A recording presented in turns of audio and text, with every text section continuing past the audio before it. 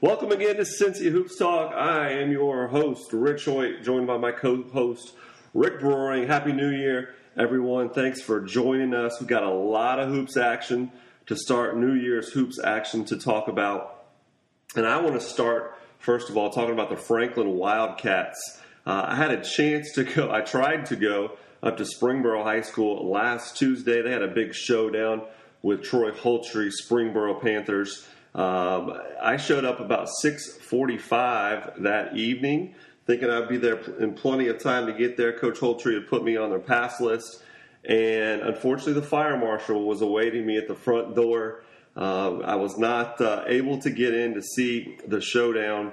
A lot of talent on the court that night. Luke Kennard, the sensational freshman for Franklin, as well as the twins, Jacob, Justin Rossai from Franklin, and then, of course, Maverick Morgan, the 6'10 center for Springboro, who was fresh off a scholarship offer from Xavier University last week. But the Franklin Wildcats were able to come away victorious in that one by a score of 69-47. Really a statement victory for Franklin.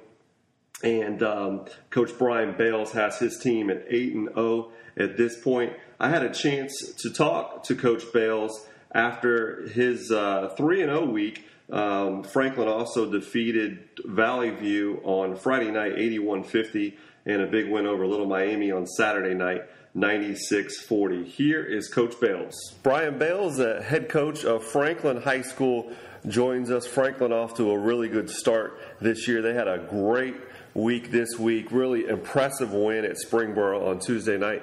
Coach Bales, I tried to come to the game on Tuesday night. I got there early and everything. My name was on Coach Holtry's pass list, and the fire marshal was there telling me that they weren't letting anybody else in the building, so it must have been some kind of environment on Tuesday night at Springboro. Oh, it sure was.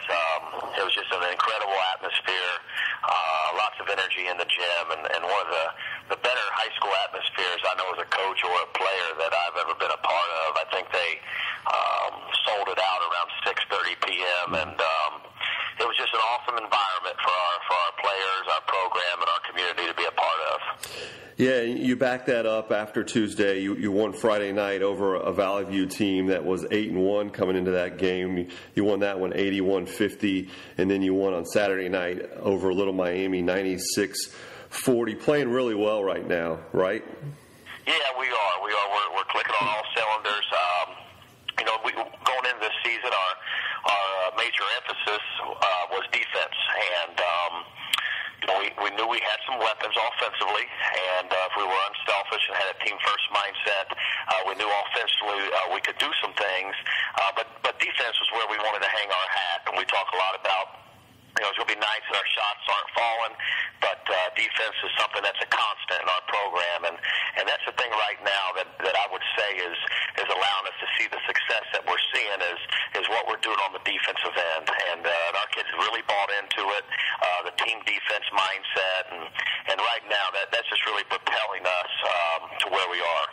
Yeah, and absolutely your defense has, and really two players that have been really important to your program over the years, Jacob and Justin Rossai, the twins that have committed to Northern Kentucky University, having pretty good senior seasons as well, but you've also got a couple other players, one of them in particular in Luke Kennard, the outstanding freshman.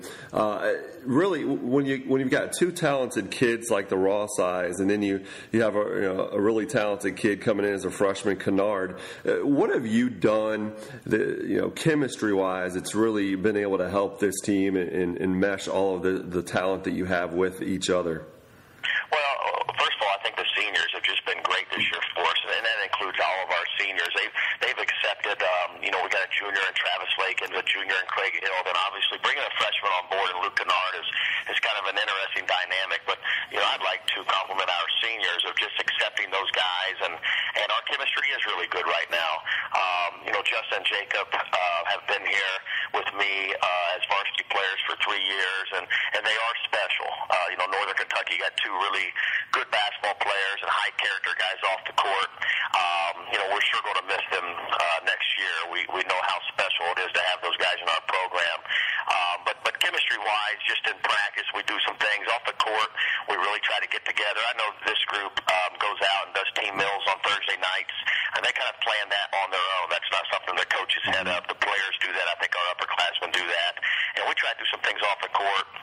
I know we've got bowling and future plans, and chemistry is a big thing. And right now, I think our chemistry is at an all-time high. And we talk a lot about team first. And our guys don't care who scores or who gets credit, anything like that. They've just been wonderful about that this year. That's great to hear. Chemistry, it's kind of a tough thing to find at the high school game. It's tough to really foster, and it sounds like you're doing a good job of that.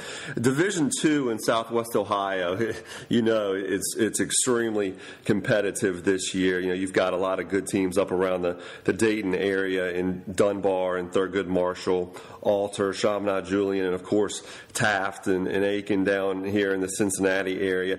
But I think your team's got to be mentioned right there with those teams in terms of who's going to end up coming out of Southwest Ohio. And what's your assessment of Division II Southwest Ohio basketball right now?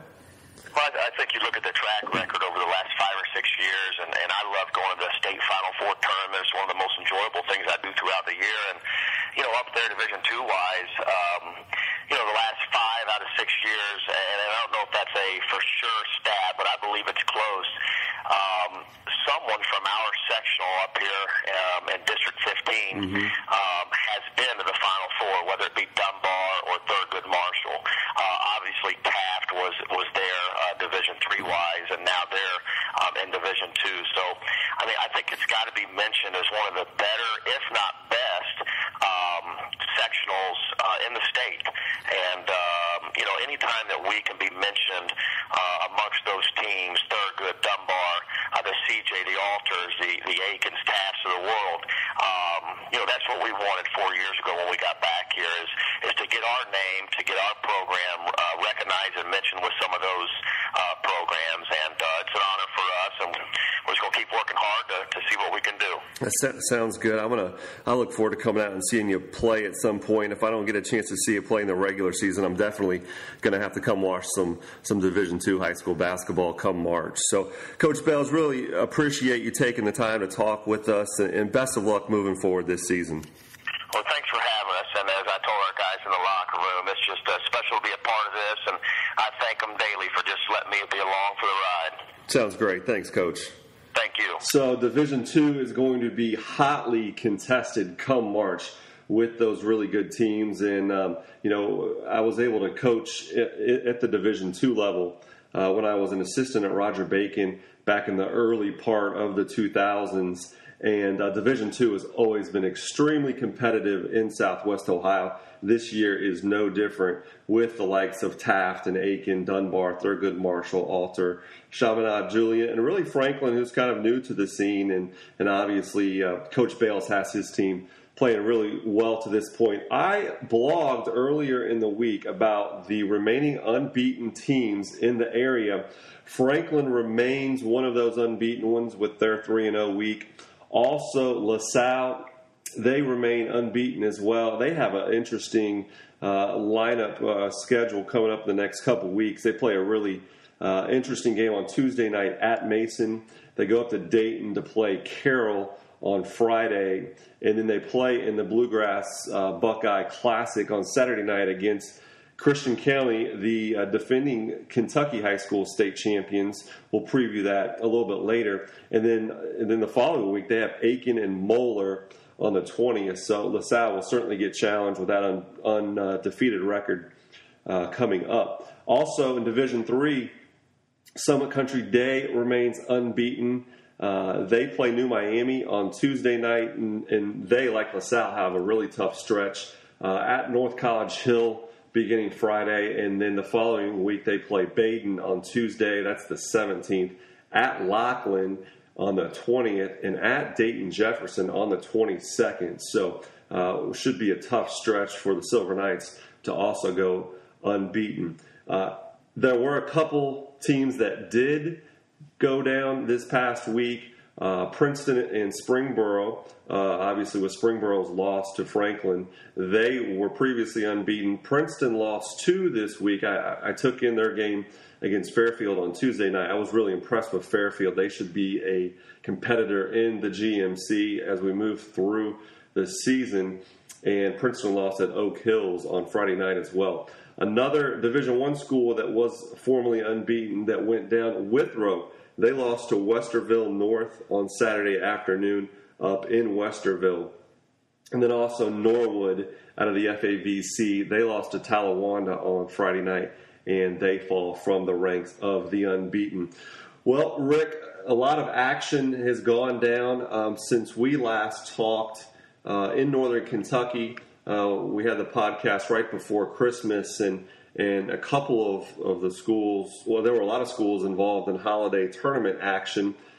Dixie Heights was involved in a couple tournaments, and then you also had the Lloyd Memorial Invitational as well. Give us a rundown of where everybody's at this point. Yeah, well, there was, over in Northern Kentucky where they actually schedule games and schedule good competition, we have no more unbeaten teams because, these guys go out and challenge themselves throughout the year, especially early on before district play starts.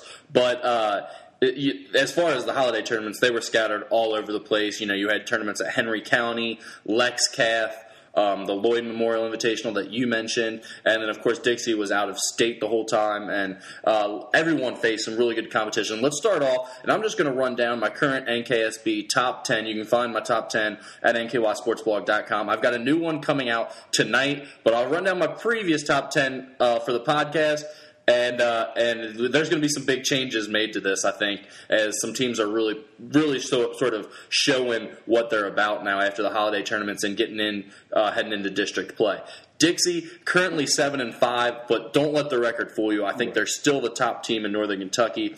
They played some outstanding competition, and when I talk about the competition they played, we're talking White Station from Georgia, who features the 20th ranked player in the 2014 class in 6'7" wing, LaRon Black. They lost to them in a close game. They lost to St. Rita's out of New York City in a close game, a very good team. They got a lot of compliments there when they were playing there. Parker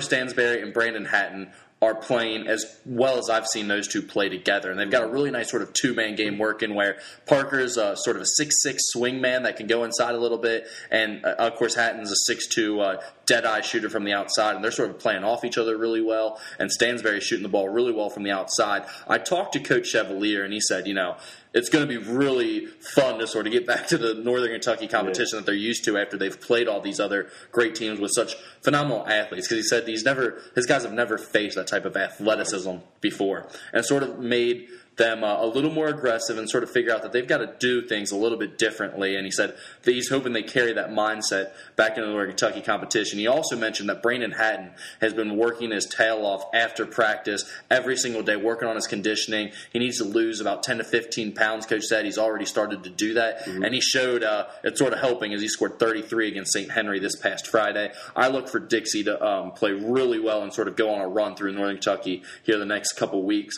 Holy Cross is the team that everyone's talking about. I've received a lot of emails for not having them number one at this point. Well, and I do. I put Holy Cross in my Super 15 this week. Took Dixie out, put Holy Cross into the Super 15. So I'm one of those that's going to disagree with you right now, but I think Dixie's going to have a chance to prove that they are number one eventually. Yeah, and it's understandable. I mean, Holy Cross is 13-1, and let's not forget the one game that they lost was their first game against Boone County. They didn't have their football players back, and Coach Getz was running guys in and out like it was a hockey game, doing line changes. I mean, he was not worried about winning that game, and you can't convince me otherwise. I mean, you don't play a couple eighth graders and freshmen on the court for the last few minutes of the first half and take a 4-point game to an 11-point game and not make any changes. He was just trying to get guys out there and play. Mm-hmm. Since then, they've won 13 in a row. They won the Lloyd Memorial Invitational, beat Bowling Green twice that week. I mean, that's Shane Bohannon's former team. That's probably more Cincinnati people recognize them as. A really good team to beat twice in the same week. And then, they lost their point guard, Jalen Avery, a couple weeks ago. He was dismissed from the team and out of school. And they've not missed a beat. Travis Thompson has stepped in and filled in. A kid who's really been known as sort of a spot-up small shooter on the wing his whole career in a reserve role is now starting as their point guard and doing a nice job of creating off the dribble for his teammates.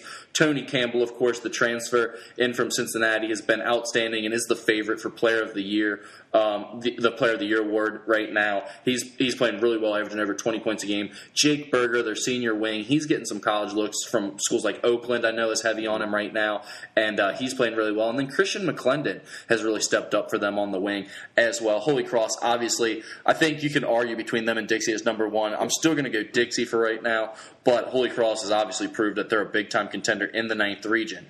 Brossart, my third team, is 11-3 right now. But they could be a team looking to move down a little bit as all 3 of their losses have come in their last 4 games. Their guards just aren't giving them a whole lot right now. They've got great big men. Joe Jennings, 6'9", 250-pounder inside. Drew Burns coming off the bench at 6'6" and strong. And they've got a couple more in the Trentman brothers who are both 6'5", 6'6". So they've got a lot of size, and those guys are very good. Justin Saunders on the wing is one of the best players in Northern Kentucky. But again, what teams are starting to do to them is just zone it, pack it in, and say, hey, you got to beat us from the outside. And you mentioned not being able to get into a game. I went to Holy Cross Holmes the other night at Holy Cross.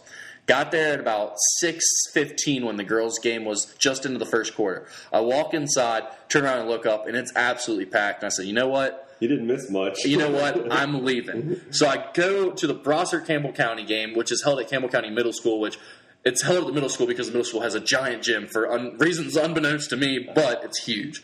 And it was one of the best atmospheres I've been in for a high school game. It was a couple thousand people in there, all of them going nuts, and there's a lot of pure dislike between these two schools, which is always fun.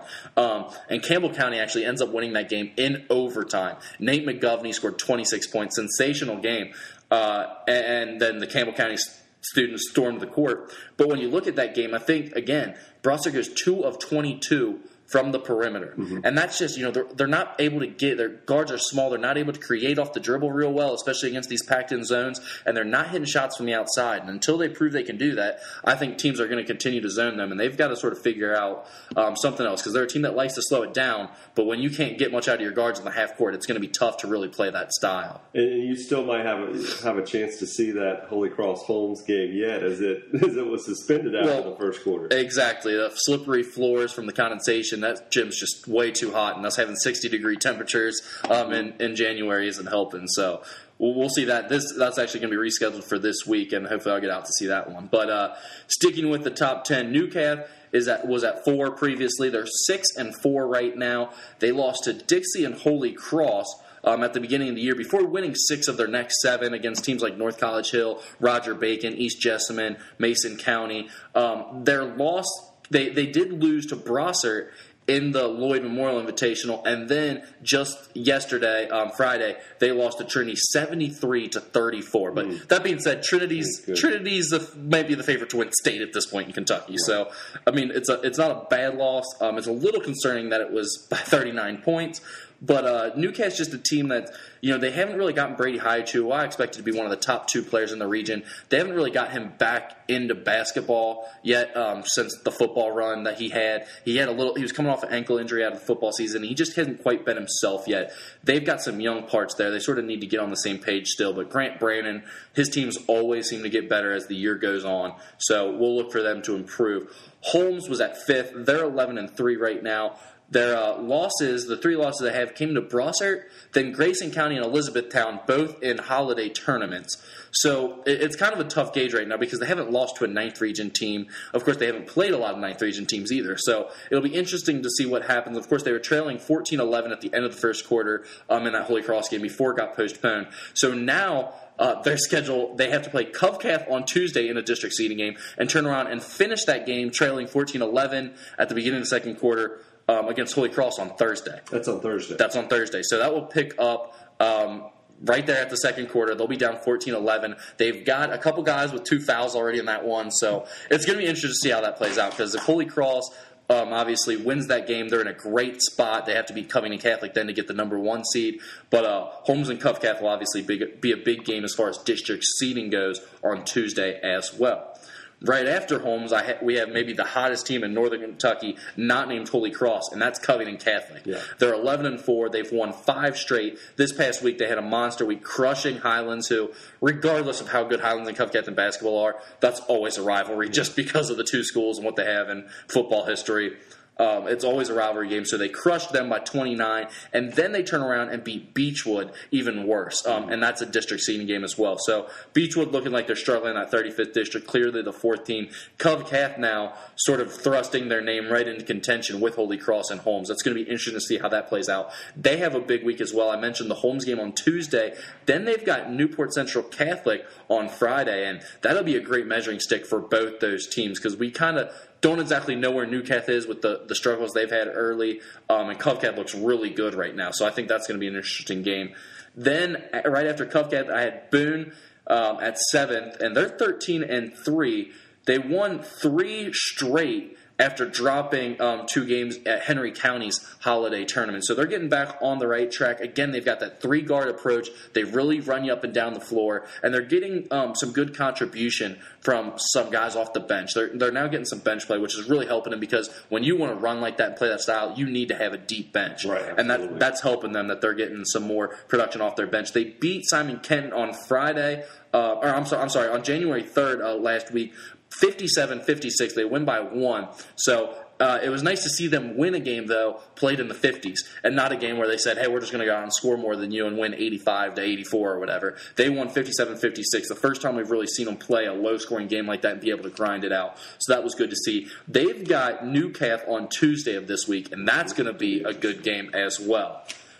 Then the next team, I just mentioned Simon Kenton, lost to Boone. They're 11-4, though. They lost to Lakota West over the holidays by 15. But they won some other really close games at LexCap against good competition. So, I mean, the Lakota West loss was disappointing, but Lakota West is a pretty good team, as you know, with Monty Boykins, Ali Barnes, guys like that. They had a good trip, and I think learned a lot about themselves playing those tough games at LexCath, and they really showed well for themselves winning, going 3-1. They lost to Boone by 1, as I mentioned, but they bounced back on Friday night, and they beat Walton Verona 58-55, a close game there. And they're a team, I don't think they're good enough that they're going to blow anybody out, but they're showing they're going to win those tough, close games. They've got a great wing in Cody Chambers, a nice a junior forward in Nick Ayers, who's kind of like a combo forward to go play inside, outside, and plays with a high motor. I like the way he's playing right now. They've got Scott High School on Monday and then Dixie on Wednesday. So a big week for Simon Kenton. If Scott is always a scrappy team coached by Brad Carr, they're always going to be a tough game. And then Dixie was obviously top team in Northern Kentucky. A big chance to make a statement for Simon Kenton on Wednesday. Ryle, the 9th ranked team in my rankings, really struggling. 3-6 right now. They lost 3 straight to Gallatin, Holy Cross, and North Oldham.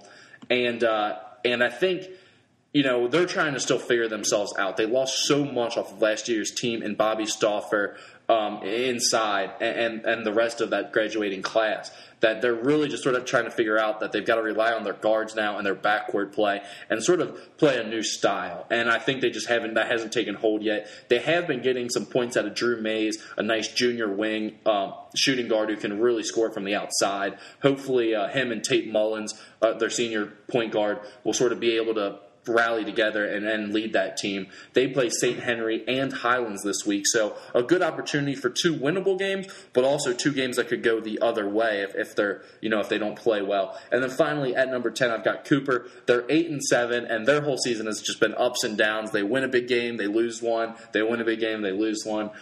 They lost to St. Henry this week, but then turned around and beat Highlands 51-41 on Saturday. A big win for a Cooper program that's still sort of just starting. And when you beat, it doesn't matter how good they are. When you beat Highlands, that's saying something for an upstart program like Cooper. So I'm sure they're happy about that win.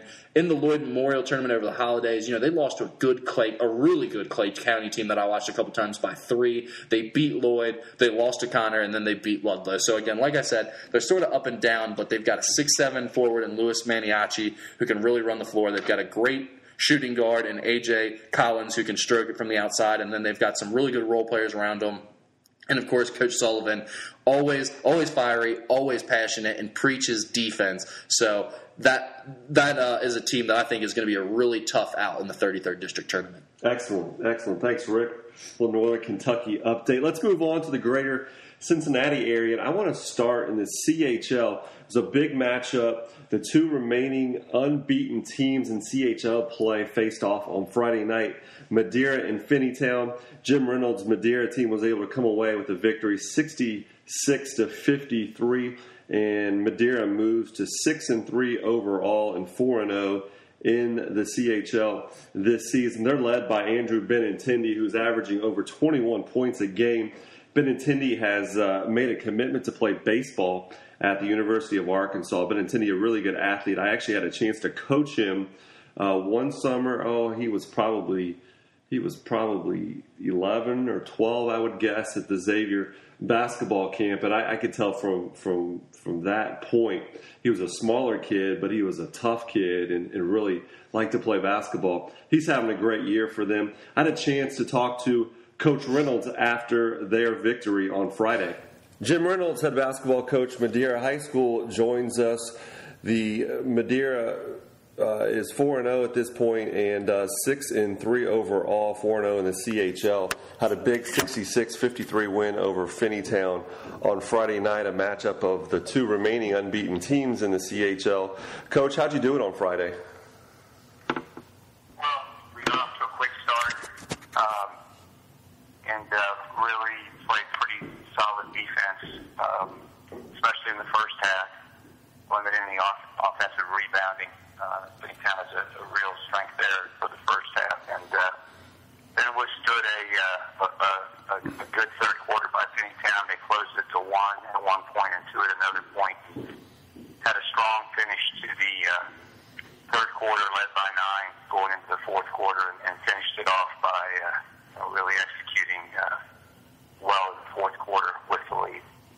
Yeah, and you've won 5 straight now at this point after beating Finneytown on Friday. You also had a win on Wednesday against Schroeder, and you beat Ripley, Marymount, and Reading prior to that. Those are 5 teams that are in the Southwest Division III sectional with you, so that's got to give you some confidence as you move on towards the latter part of the season and into postseason play. Well, it sure does. And that being said, though, there's a lot of tough teams in that particular sectional. Some that we've lost to already, and some that we have yet to play. And just because we beat them once, I mean, we beat Ripley last year in the regular season, and they ousted us in the tournament. So I think of the teams that we've lost to that are in Division III, and the teams that we've beaten, a second game is up in the air. So we can't relax. I saw you play opening night, December 2nd, against Clark, and you were adjusting without your second leading scorer, Brad Almquist. You had some pressure some problems with Clark's pressure that particular night.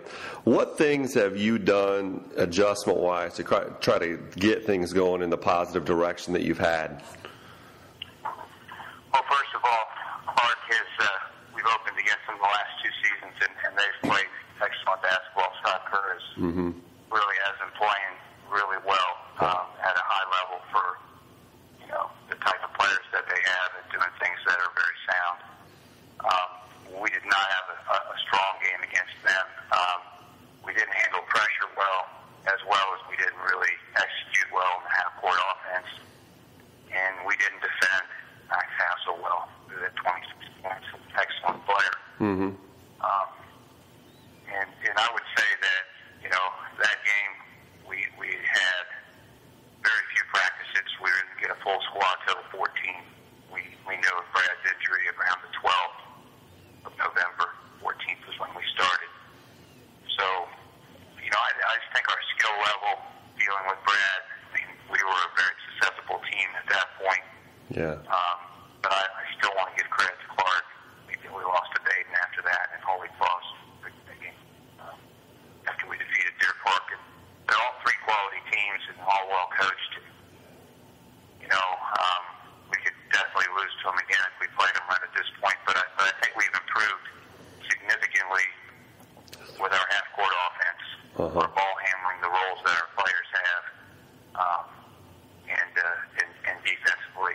And all that being said, again, we're not even halfway in our season. Our next game will be our halfway point. Sure. So a lot of room for more improvement. Yeah, you mentioned those 3 losses. You really don't have a bad loss on the schedule. Holy Cross, they might even be the best team in Northern Kentucky right now.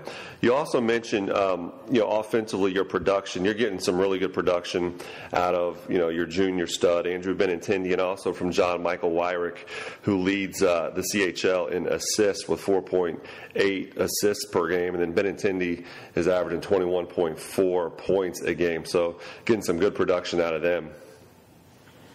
They have both played extremely well. John Michael probably had his best game on the varsity level Friday night over at Cincy, and he had 17 points, 7 rebounds, and 5 assists, and just was very solid all night.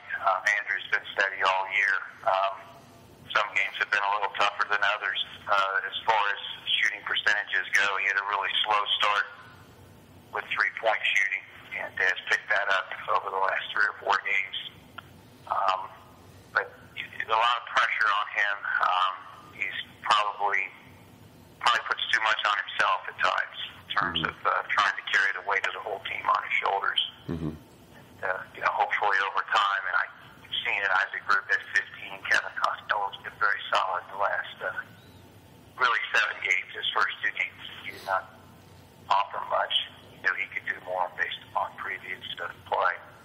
So, I'm hoping that, our scoring will balance out a little bit. We'll lean heavily on Andrew. He's about almost at 22 points a game. Mm-hmm. Is able to score a lot of different ways and is willing to accept that responsibility to do those things. And along with that, he's been able to pick up some easy baskets off of Brooklyn's defense. Yeah. Passing lanes and get some steals and so forth. Yeah. Well, Coach Reynolds, thanks for joining us. Congratulations on the recent success, and best of luck moving forward with the rest of the season. It's my pleasure, Rich. Thanks. So Madeira now the winners of 5 straight, and as I mentioned, all 5 of those are against possible sectional opponents in that Division III Southwest sectional super sectional action.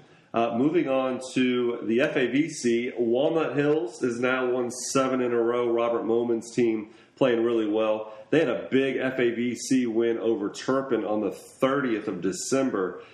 Gave Turpin their first loss of the season, and Walnut Hills has followed that up with wins at Loveland and Kings this past week. They also entered that Super 15 this week, so Coach Moman's got his squad playing extremely well. In the GCL South, LaSalle and Moeller seem like they're on a collision course to face off in that January 20th game. Both of them kind of labored through their wins on Friday night, though. Both GCL South wins. LaSalle beat Elder 43-38, and Moeller got by St. X 46-38 in what was a really tight game up until the fourth quarter, and Moeller kind of pulled away at the end there. In the GCL Central, we've talked all year about how it's wide open. McNicholas had a come-from-behind win on Friday night against Baden. They outscored the Rams 13-2 in the fourth quarter and picked up a 36-33 win. The Rockets have now won 3 in a row, and Roger Bacon still continues to lead that division, though, at 3-1, and the Spartans have won 4 in a row, a couple of those in a tournament down in Louisville over the holidays, and then they followed that up with league wins over Elder on Tuesday and Purcell Marion on Friday night. In the GMC, Middletown remains the only team without a league loss, despite the couple losses out of league they've had in the last couple weeks to Springboro and also to Moeller. That could change, though. They have a tough week coming up this week. They play at Princeton on Tuesday night in the Middies head coach Josh Andrews' return to his former school. And then Middletown plays an impressive Fairfield team on Friday night at home. Fairfield, of course, won at Princeton this past Tuesday night. And then Middletown also plays in the Fly Into the Hoop on Sunday, which we will talk more about later on. In the Southern Buckeye Conference, the American Division, Western Brown continues to play really well there. They have won 7 in a row after a weekend sweep of Goshen and Georgetown.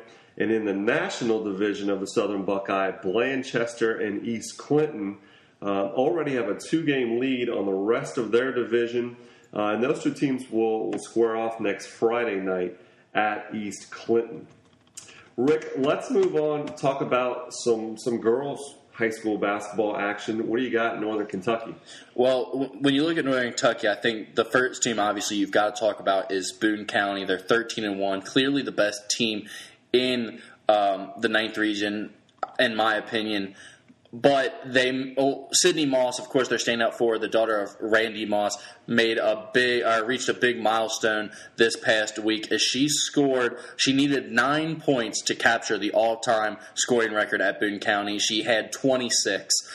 She now has 1,818 points in her career, passing up Michelle Cottrell's record of 1,800. And, of course, she went on to be a 2-time Player of the Year at Northern Kentucky University, named one of the top 5 girls players ever and then when they had their 25th anniversary team a couple years ago. Won a national championship. Right, won a national championship at NKU. I mean, just one of the best players to ever play in Northern Kentucky. Mm-hmm. And Sydney Moss, of course, passes up her scoring record. So that's pretty good company to be in. Sydney Moss, of course, signed with Florida this past fall and will be headed to be a Gator next year. But they play Notre Dame on Friday of this week, and that's going to be a big-time matchup. Notre Dame sort of looking, and you never know with Notre Dame because they kind of have just this confidence about them with so many athletes and players that can go. They kind of have a confidence where they'll sort of just lag through a game and say, we know we're good enough to win this. We're not going to do everything. And it's sort of, you look at their scores, and they don't always add up to being the next best team in Northern Kentucky. But when they match up with a team like Boone County, I think you'll see how talented they truly are and their depth. So that's going to be a great game on Friday night. Hopefully I'll be able to make it out to that one. But then with the girls in Northern Kentucky, this is the tough thing. And in boys, it's the 35th district. And the girls, it's the 33rd, where a legit 9th region contender is going to get left out of the tournament, of the 9th region tournament, because their district is so good. Only the top 2 teams out of each district get to go. And in this case, Boone is the top team, obviously, but nipping at their heels is Ryle at 13-2 and Connor at 13-2. And Connor, coached by Aaron Stam, he's gone from last year being a team that everyone was kind of down on, what are they doing, to, wow, he's really turned this program around in a hurry. They've won, I think, 9 straight games now, playing really well. They won their own holiday tournament, the first year they've ever had this, the State Farm Holiday Classic at Connor High School. They had some great teams. Paducah Tillman came down. They've got a star guard in Chelsea Shumpert, who's going to be playing Division I basketball. They got Ashland Blazer to come down, and then they had teams like Newcath from around here, really good team.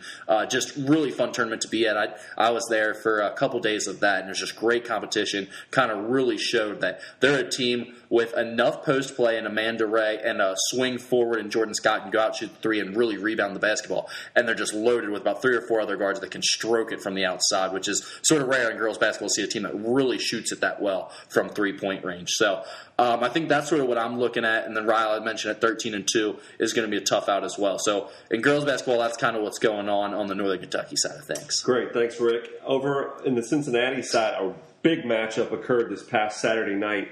Princeton played at Lakota East. The Vikings were able to come from behind to beat Nikki Drew's squad. Lakota East was up by 6 at the half.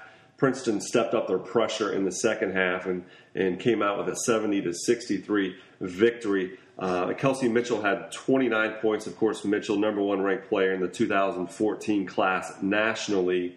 Brianna Rucker also had 24 points for Princeton, and Molly Blomer had 23 points for Lakota East in a losing effort. That was a big win for Princeton for a couple reasons. Number 1, they're able to get a little more separation from Lakota East in the GMC, and it also has some Division I seeding implications when you talk about the tournament draw. So Princeton continues to roll. Jill Phillips' team is now 10-0. A couple other girls' teams that are undefeated around the greater Cincinnati area. I talked previously about the boys' teams that were unbeaten. Calvin Johnson's Winton Woods team and also Bernie Cropper's Georgetown G women both remain unbeaten. They are both 10-0. So we got a trio of 10-0 teams in Princeton, Winton Woods, and Georgetown. on the girls' side. And you talk about that Princeton team. Of course, that's Boone County's only loss at this point is to that Princeton team. They're undefeated on the Kentucky side of things still. Right, yeah, and Jill Phillips has her team rolling. Their schedule is going to get more difficult. They'll have a matchup with Sycamore, that's their only loss as well. Previously, Sycamore's only lost to Princeton earlier in the year. Let's talk a little bit now about this coming week's action, early week action. I will talk more about next weekend's action in a blog later in the week. Rick, what are you looking at on the Northern Kentucky side? Well, yeah, I hit on some of those games when I was making the rundown. Of course, that Holmes-Covcath game on Tuesday night is going to be just a massive, massive game for district seeding implications, but also just to find out where these two teams really stack up at this point. Holmes is kind of the one I think everyone's a little unsure about because they've played a different schedule and haven't kind of played most of the traditional Northern Kentucky teams. So we'll see how that works out. Holmes and Newcath also play on Thursday, so that's going to be a big game. Boone County and Newcath on Tuesday night is going to be one to really watch. I think that's going to be a great measuring stick for both teams, and it's going to be interesting to see because Newcath has some good size and a sensational freshman and Drew McDonald, who is 6'5", great hands, great feet, playing really, really well for a freshman. I've never sort of seen a freshman come in as a big man and be this ready. Usually the big men are slower to develop, but he's really done well, and they're going to rely on him, plus the guard play of Brady Highchew and Michael Buter against Boone County's really small lineup that's going to run three guards at you and try to get up and down the floor. So I think that's going to be a fun matchup. Yeah, it looks like all eyes are going to be on Holmes this week with a battle at Covcath, and then they come back and play the final three quarters against Holy Cross on Thursday. That's going to be a big time week in the 35th district. Yeah, so Covington's a place to be this week. On the Cincinnati side, a big one on Monday night. Winton Woods visits Taft, a matchup of two really good teams. Obviously, Taft, the defending Division III state champions. They, much like Dixie Heights, have had a very tough national schedule to this point in time. And we're not quite sure where they're at. They had two of the football players playing in the Under Armour All-Star game. They played in the Army one or the Under Armour All-American? I thought it was the Under Armour. I couldn't. Okay. They played in the Under Armour game, and I was just going to ask you: do you think that affect? I mean, when you take two of your top players and they play in a football All-Star game, and I know they're in great shape, and obviously Adolphus Washington is an absolute freak as far as his physical makeup. But still, you're not in football season, and you go and you take that pounding over a weekend and play in a game like that. Do you worry about that coming on a big game early in the week? Well, it's interesting because Taft was originally scheduled to play Westerville North in that scholastic play-by-play that's happened up in Columbus each year. There were some scheduling issues, and Taft backed out of it. And that's how Withrow ended up getting the game with Westerville North. They went up to play them. So Taft was supposed to play a game that Adolphus Washington was not going to play in. Right. And so I think that has worked out for them scheduling-wise. They are going to play against Winton Woods on Monday night. It will be interesting to see, though, where they're at. Taft is a deep team. It'll be interesting to see whether they get the minutes that they've gotten all season.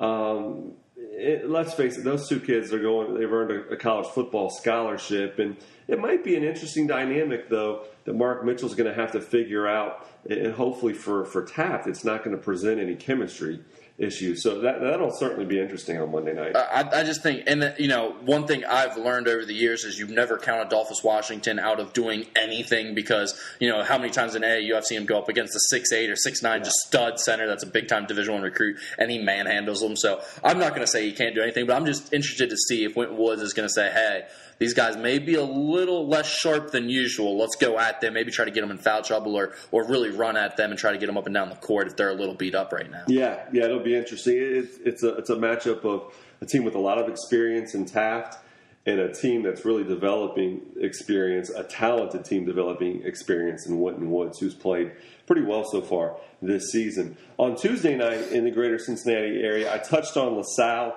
playing at Mason. Mason's playing as well in the GMC as any team is to this point. A big win over Lakota West on Friday night. And, of course, Dan Fleming's Lancers undefeated still. So that's a possibility. It could be LaSalle's first loss of this season. Also, FABC play at Walnut Hills will visit Wilmington on Tuesday night. Wilmington has won 4 in a row. And, of course, Walnut is looking to hang on to first place in the FABC East. And then one of the Super 10 games of the year that I had down, Middletown visits Princeton on Tuesday night. It's really a huge game for Princeton. They don't want to lose 3 games in a row, right, first of all, and they also don't want to go 3 games down in the GMC, which is what they would do if they're not able to pull out a win against Middletown. And, of course, the storyline there is Middletown coach Josh Andrews. He returns to his former school, Princeton High School, right, where he was the head coach for 4 years, took him to state championship game in 2009. Let me ask you this. From a coach's perspective, you've been in situations like this. Does your team treat that game differently? Do you notice something differently in your players when you're in that must-win type of situation as far as it relates to not losing 3 in a row, not falling down in the district standings? Yeah, I have a feeling. I went to the Fairfield-Princeton game on Tuesday night, and Fairfield from the very beginning seemed more ready to play than Princeton did. And I think Mike Anderson, Princeton's head coach, would tell you that. But I think that Princeton will come out more ready to play this coming Tuesday night against Middletown. They know that it's a big game.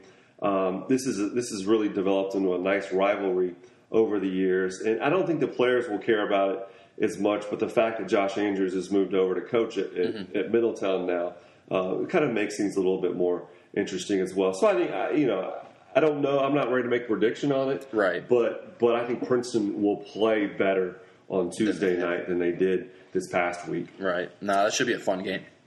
Absolutely. A couple other things I want to mention to you, just in terms of some action that's coming up here in the next week or so. I'm going to blog more about this in my weekend preview that will be out by Friday morning. But the Buckeye Bluegrass Classic, an event that is entering its 11th season, will be occurring next Saturday in 2 different sites, both at Dixie Heights and at Oak Hills High School. At Dixie, 6 p.m., Cuff Cath plays Coleraine, and then at 7:45 in the nightcap there, Dixie Heights hosts Lakota West. Really an interesting matchup there of some talented teams, some younger talented teams in that matchup. And then over at Oak Hills at 3:30, Connor plays Finneytown. At 5:30, Ryle faces off against Oak Hills. And then at 7:30, which was supposed to really be the headliner of the whole thing, LaSalle, the defending Division I state champions in Ohio, playing Christian County, the defending state champions in Kentucky. Christian County's had a rough time of it, though, this year. They're, of course, not the same team without Anthony Hickey, who's at LSU. And, they were a team that honestly wasn't even considered to be the favorite or one of the favorites to win last year. But Anthony Hickey got on a run that was unlike anything we've really seen in Kentucky state tournament over the past several years. So they made a big run. So I don't think that game's going to be as marquee of a matchup as it looked like on paper. Mm-hmm. But I'll say this. We recorded a TV segment for this last week, and the legendary coach Ken Shields from St. Thomas High School and then Highlands High School and then, of course, NKU, where he won national championships, was there with us. He's on the board along with Mike Listerman, who those two are very good friends. And Mike Listerman is the brainchild behind this whole deal. We talked about, I think this is the best job they've ever done of putting a schedule together with all competitive games. And obviously it's a little bit of luck when you're looking at the games beforehand. Teams don't pan out the way you think they might. But when you look at the schedule, that Lakota West-Dixie game I'm pumped for. I can't wait to watch that one. I think it's going to be fun.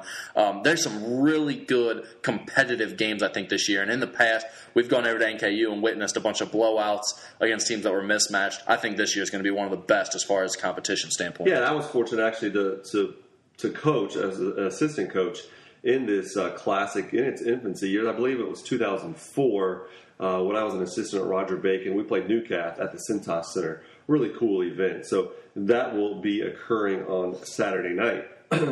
Moving on, in other action coming up as well. Again, these are things I'll go a little bit more in depth in on my blog later in the week. The Good Sam Fly Into the Hoop, a big national event, will occur next weekend up at Fairmont, Ohio, up in the Dayton area. That runs Friday, January 13th through Monday, January 16th.